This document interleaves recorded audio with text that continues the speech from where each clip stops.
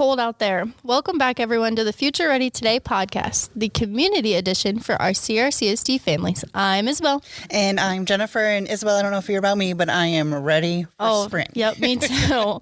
I'm right there with you. I stepped outside this morning, and I swear my nose was about to fall off. And today's one of the warmer days. So I'm formally putting in a request to Mother Nature out there for a temporary relocation to a tropical island, or at least a day above freezing. Please give us a break. Yes, I think we're not the only ones here. But seriously, as we wait for the great thaw to finally arrive, we do have some hot topics to discuss today, including 3 model proposals for our school consolidation, along with some students who took a trip to the state capitol. All right, let's kick it off this week with Superintendent Dr. Tawana Lannon as she shared an update our commitment to making schools better for every single student. This isn't just about the buildings. It's about making sure educators have the resources to help our students thrive.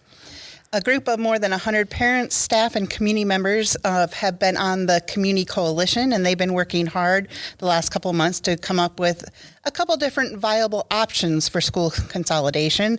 The goal is simple: ensure every child has access to the best classes, sports, fine arts, everything in their education, regardless of their zip code. On Monday, the board reviewed 3 potential models that were proposed by Community Coalition members. It's important to note that while all 3 involve school closures and boundary changes, no changes will take effect until the 2027-2028 school year. Now, what were the 3 models? The intermediate model: students go to school for grades PK through 4, 5 and 6, 7 and 8, and 9 and 12. The 5-8 middle school model: students would go to PK through 4, then 5 through 8, and then 9 through 12.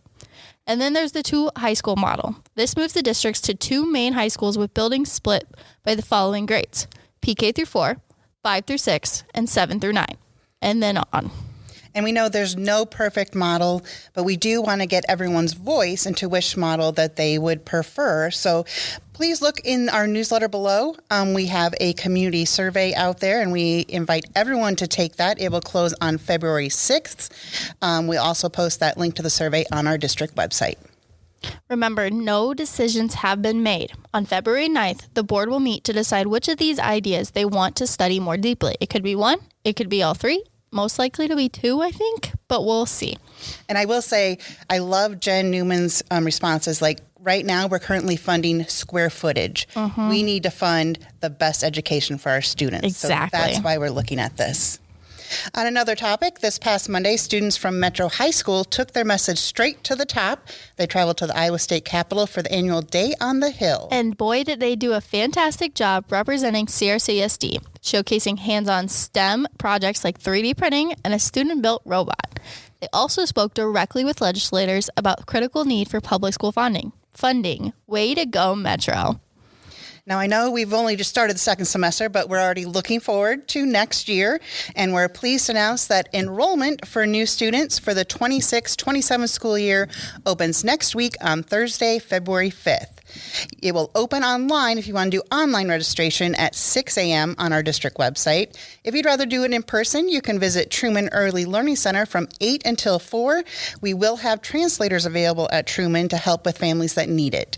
We will also be opening the Magnet School Lottery, so if you would like to apply to attend one of our magnet schools to give another choice for your child's education, you can apply to one of the magnet schools through the lottery, and they should announce which schools your child will be selected for coming up later this spring.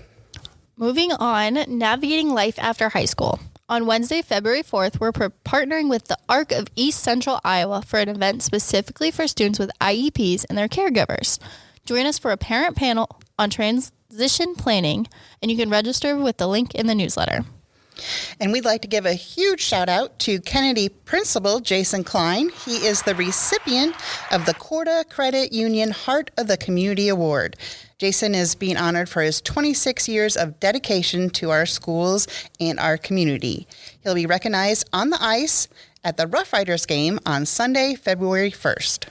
Now let's take a look at what's going on around our district. Our classrooms have been full of living history and community service this week. At Viola Gibson, second graders found their desks turned into covered wagons when they got to school for their journey on the Oregon Trail. At Nixon, third graders in Mr. Beck's class are rowing to new lands as they kick off their Vikings unit. KLA fifth graders spent their Wednesday stocking the Mission of Hope food pantry. At Hiawatha, Miss Cozen's class performed a reader's theater to wrap up their study of Don Quixote, and I really hope I said that right. Don Quixote. Don Quixote, okay. At JSA, preschoolers literally crawled into a mitten to bring the classic book, The Mitten, to life. If you want to see a full summary of Monday's board meeting, check out the board brief, which features a video from our board director, Ashley Burns, and a little summary of those models from the Community Coalition members. Thank you for your continued partnership and for braving the cold with us. Stay warm, everyone, and we'll see you next week. Until then, stay future ready.